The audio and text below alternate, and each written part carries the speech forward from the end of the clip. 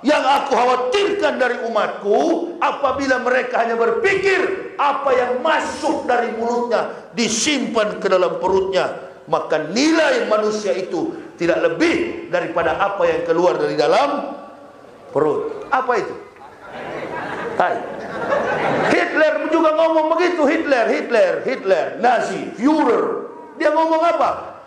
Orang munafik seperti lalat di atas peses. Dia berputar-putar di atas peses. Yang dia konsumsi adalah tai. Nanti kalau nggak percaya, lepas di tanah, baru lihat tunggu lalat datang. Dia putar-putar di situ. Yang dia konsumsi adalah tai. Apa kata Allah? Ya ayuhan nabiyyu jahidil kufara wal munafikin waqlus alaihim wa mammatu fasikun wa mawahum jahannam wa bi'sal masir. Karena mereka itu adalah orang-orang yang mati di tempat yang tersiksa. Ini orang kafir dan munafik. Nabi diperintahkan oleh Allah, perangilah jahidil wal munafikin, kufara wal munafikin. Wahai Nabi, wahai Rasulullah, perangilah orang-orang kafir dan munafik. Kalau enggak mau diperangi, waqlus alaihim, bersikap keras. Jadi enggak usah takut-takut mau ngomong begitu. Bahaya nanti Ustaz. Bahaya apanya? Semakin penakut kita, semakin dicegat oleh dia. Berani setengah-setengah, dia akan makan dari kepala.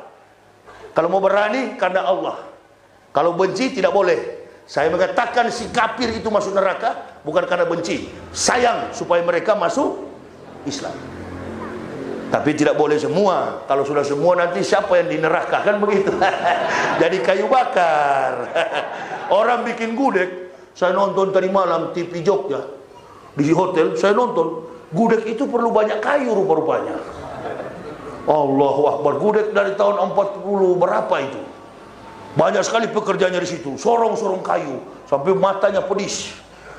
Dari subuh sudah belanja, kayu yang disorong-sorong. Oh, ini dalam Al-Quran, inna atadna lil kafirina salasila wa aklala wa saira. Sesungguhnya kata Allah, kami sediakan bagi orang kafir adalah belenggu, rantai dan neraka yang menyala-nyala. Semua harta orang kafir, semua pangkat orang kafir, bahkan silsilah nasab keturunan mereka, anak cucu mereka akan jadi umpan jahanam. Alhamdulillah, kami sekeluarga luput dari kayu bakar, luput dari umpan jahanam. Apalagi bapak ibu, masya Allah, sudah lahir dari keluarga Islam. Sudahlah, kalau kita tidak sholat itu normal. 5 waktu jadi 4 waktu, nggak apa-apa, itu normal. Tapi jangan ente sudah tidak sholat munafik. Tapi ente kelihatan puasa di bulan Ramadan. Kemarin nonton puasa di bulan Ramadan. Kalau muncul di TV itu, buka puasa bersama. Saya bilang orang munafik bisa puasa ya. Kelompok ebong, cebong kemarin, putih-putih mulutnya. Saya bilang istri, munafik bisa puasa deh ya. Walau-walam pak. Istri saya pengecut besar, penakut dia. Jangan begitu-gitu pak, jangan suka menghakimi, itu jatuhnya gibah. Gibon, nggak peduli saya. Diam kau situ. Saya yang ustad, kamu juga masuk surga gara-gara saya. Takut, ente punya surga lewati mayat aneh. Saya bilang kau masuk surga istri ridho suami. Lil mar'ati syir'ani al-qabri wal zauj. Maqala Nabi SAW, ada 2 hal penting bagi wanita. Dengar ke sini, hai bidadari. Ibu dengar ke sini, 2 hal penting bagi wanita. Yang pertama adalah kubur, yang kedua adalah suami. Jangan saya bilang sembarang bicara. Megawati saya kemarin saya bilang supaya cepat mati, ada hadisnya.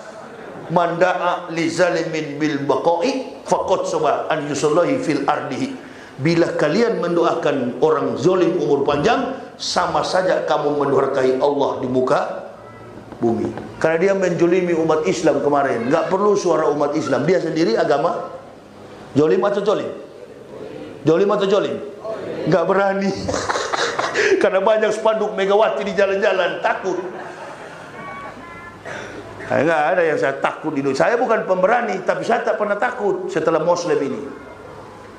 Ridho, ikhlas, bawa mobil sendiri, Sekala-kala jemaat tanya, Ustaz dicegat nggak orang kafir? Oh enggak, jarang kafir kejar saya. Yang saya sering ketemu makhluk-makhluk halus. Wallahi, saya dulu tidak pernah ketemu setan. Nanti di Islam. Pernah istri saya hamil dari Sulawesi Barat, dia mau pulang melahirkan, saya sendiri mati mobil saya di tengah hutan Sulawesi Barat, namanya Pasangkayu, Sulawesi Barat. Lewat di atas mobil saya, pok, pok, pok, pok. Kepalanya terbang, ususnya juga terbang. Baunya seperti anyir ikan, bau amis. Dia lewat di mobil saya. Istri saya sudah berangkat. Oh begini setan.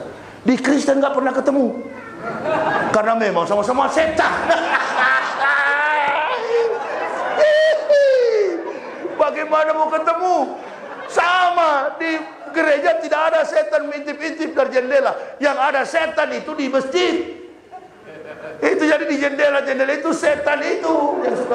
Bukan ente. Jangan tersinggung.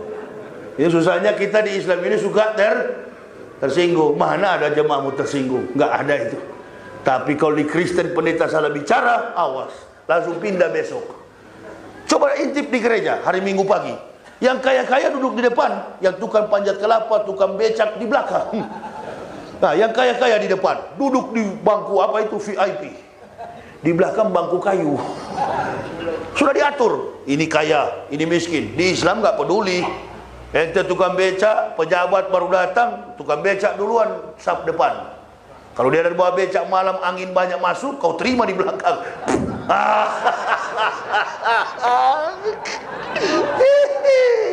Kau tangkap itu. Jadi di Islam ini tidak ada yang hebat kecuali all the praises go to Allah and Rasul. Segala pujian hanya kepada Allah dan Rasul. Nggak ada yang hebat dalam masjid, sama semua. Presiden pun di bawah Joko Widodo, yang di atas adalah Ustaz. Makanya hargailah Ustaz. Hargai dengan cara apa? Amplop dikasih tebal. Supaya kalau dikasih amplop maraju Ustaz. Kan? Imanuhum fi amplopi. Ya saya kira itu. Imannya ceramah amplop, nggak dikasih ngambek. Nggak mau datang lagi. Ya. Saya tadi malam, tadi subuh tidak datang ceramah. Kenapa? Tanya istri saya. Tidak ada baju bersih. Kotor semua baju dari Pontianak langsung ke Solo. Begitu turun di bandara, ceramah zuhur di Masjid Al-Bakri, Jakarta. Dari situ sudah sore, langsung aja kita ke Solo. Sampai di Solo ketiduran karena lelah. Sampai di sini nggak ada baju bersih. Saya bilang istri saya, ini kan sholat subuh, kita juga belum tidur. Subuh aja, baru kita bobok lagi. Ya, jemaah nunggu lama sekali katanya. Ustaz tidak datang. Bagaimana saya mau datang? Baju saya kotor semua. Baru pagi tadi pagi saya jalan dengan istri. Kemarin pagi keliling satu Solo. Ternyata laundry itu ada di dalam sini dekat. Diputar-putar sama GPS. Ketiknya bagaimana Pak? Ketik aja. Laundry terdekat. Laundry terdekat. Laundry Gito Gata atau apa itu? Ketik di situ 16 meter. Belok kan. 200 meter belok kiri. 300 meter belok kanan. Sama hampir kayak ke surga juga ini. Kayak ke neraka yang berliku-liku. Mutar balik. Loh, ente suruh maju, belok ke kiri. 200 meter ikut jalan Gajahan. Mutar balik. Mutar balik terus kemana ini kawan? Sudahlah, jangan pakai GPS. Bilang sajalah bismillah. Di mana ya Allah? Begitu mau pulang ke hotel sudah kecewa. Ada laundry 200 meter ke dalam. Masya Allah, ternyata semua laundry terkumpul di situ. Home industry. Rupa-rupanya cucian baju itu adalah home industri rumahan. Oh begitu. Ternyata bukan di pinggir jalan, di dalam-dalam. Sudah cuci di situ. Nah, malu nggak kira-kira panitia yang undang saya itu kalau bilang begini?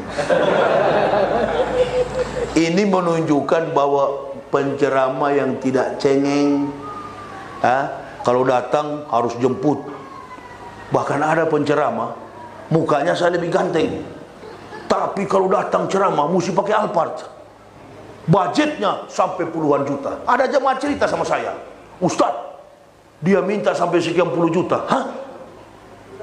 Coba ente sama saya itu. Saya berapa? Nggak ada. Orang pikir saya ini dibayar mahal baru mau datang. Enggak. Saya datang membawa ilmu kepada jemaah. Saya sambil berdakwah, saya juga penulis buku. Jadi buku itulah yang saya pakai untuk berdakwah keliling Indonesia. Karena saya sudah pernah coba mobil saya itu pakai air wudhu, buka tangkinya, saya pakai air wudhu. Barangkali ini air sering pakai wudhu, mobil jadi irit ini. Begitu saya starter nggak bisa hidup.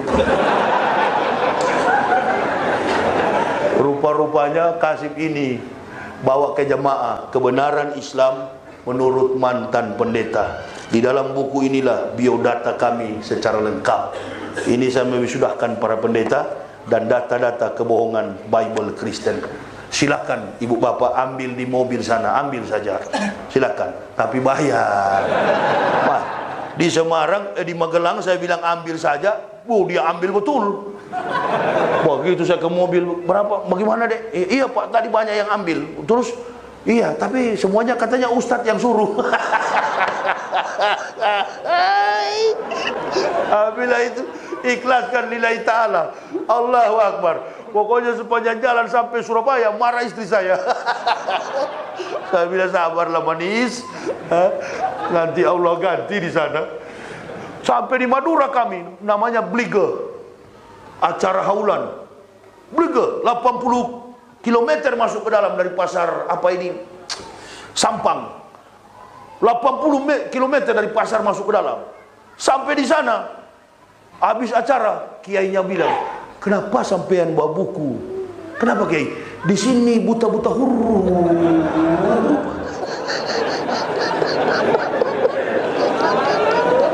Tambah kecewa istri saya pulang. Allahu Akbar. Sudah tidak ada. Jangan ketawa-ketawa kamu pak. Begini resiko berdakwah. Dari gaji Jerman besar sampai di Islam. Ini nikmat dalam Islam. Karena sudah kenyang saya dengan dolar itu. Nggak kaget saya kalau miskin dalam Islam. Sudah kenyang. Ibu bapak baru belajar, makanya kaget. Sampai membunuh saudara muslim hanya gara-gara dolar. Saya sudah kenyang itu. Marah-marah istri saya. Nanti kalau habis bensin, pakai kau punya kencing. Siap. Allahu Akbar. Tidak imbang. Pendakwah tetap kuat. Sampai di Surabaya, polisi di Surabaya kan dulu seperti hakim garis, bola kaki. Pokoknya menyimpang sedikit garis putih, prit. Dia tiup saya, tiup. Minggir.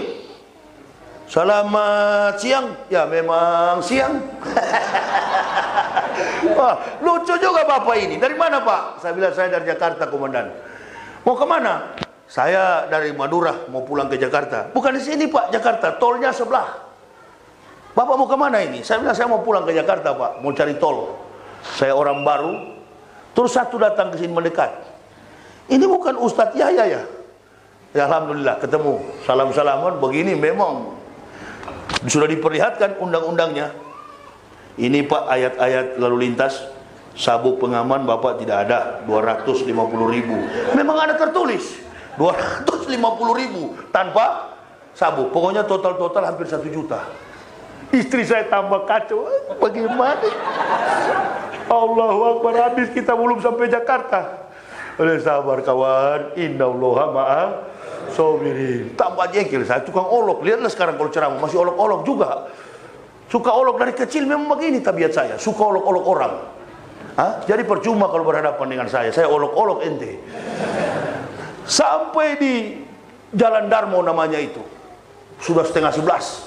Ada masjid di situ besar namanya Masjid Al-Falah. Wah, mampir kami di situ, dipanggil sama ketua masjid. Sementara berwudu, ada yang ketawa-ketawa. Dia lihat-lihat saya senyum, dia buang muka lagi. Dia senyum lagi. Apa ini resleting celana terkunci? Apa yang lusuh? Sudah jengkel saya ini. Mau tanya saya, Mas, kenapa ente ketawa-ketawa? Oh, tidak. Karena menunggu jawaban berdatangan, Masjid Al-Falah itu ada tangga. Saya baring-baring situ sambil tarik-tarik pinggang saya.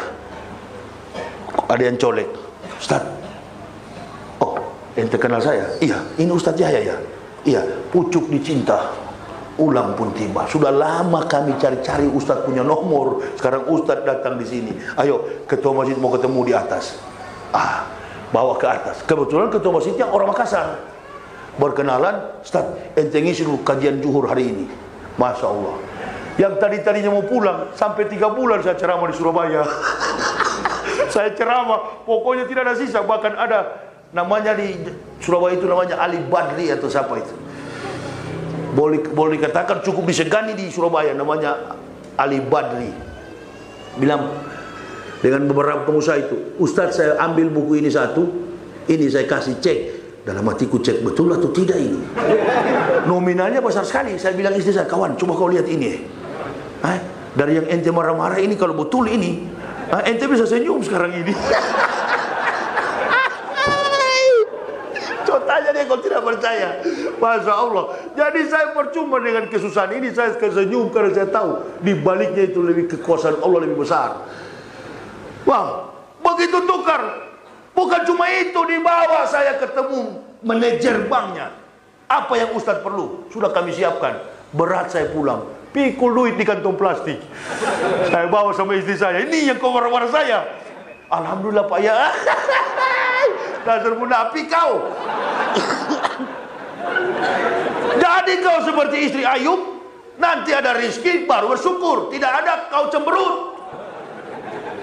Kalau saya sudah biasa begitu-gitu, jalan ke mana-mana, nggak apa, sudah tahan pukulan.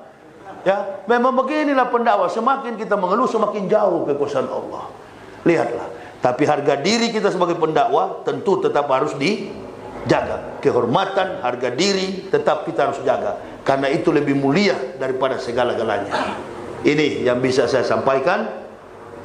Yang dapat saya simpulkan ada 3. Persatuan, kehormatan, harga diri seorang muslim, dan juga rahasia-rahasia kita di dalam Islam jangan sampai terbaca oleh orang-orang kafir, membuat mereka kuat untuk menghancurkan kita.